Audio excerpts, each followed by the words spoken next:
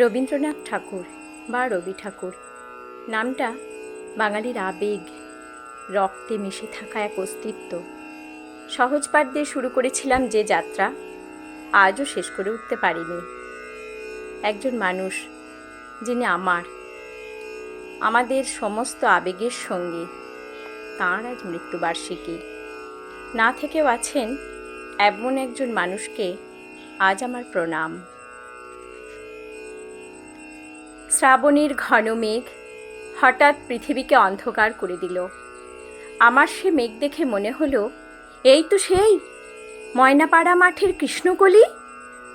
তারপর ঝমঝম করে দৃষ্টি প্লাবিত করে নেমে এলো বৃষ্টি, ঠিক বিরাট এক কান্নার মতো।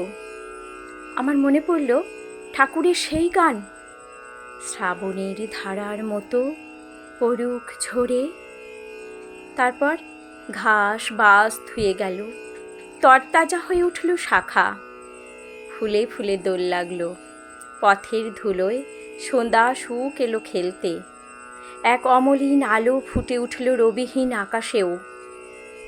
এক 22শে শ্রাবণে কেঁদেছিল পৃথিবী, ঠাকুর সেজেছিল মৃত্যুর সাজ।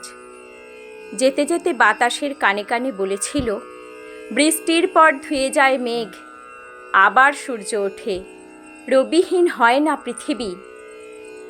বাতাস বলল আমায়, শোনো, মেঘের নিচেই রবি আছে, আমাদের রবি আছে। হারিয়ে গেলে, ফিরে পেলে, দৃষ্টি নিভলে অথবা প্রেমে পড়লে আমাদের রবি আছে। একদম ঠিক বলেছ বাতাস। তাই তো প্রত্যেক 22শে শ্রাবণ বালিশের নিচে রাখা রবি ঠাকুর ছুঁয়ে আমার একলা জাগা রাতকে আমি বলি, হ্যাঁ গো, আমার রবি গেলেন কবে যে তাকে স্মরণ করব কান্নায়।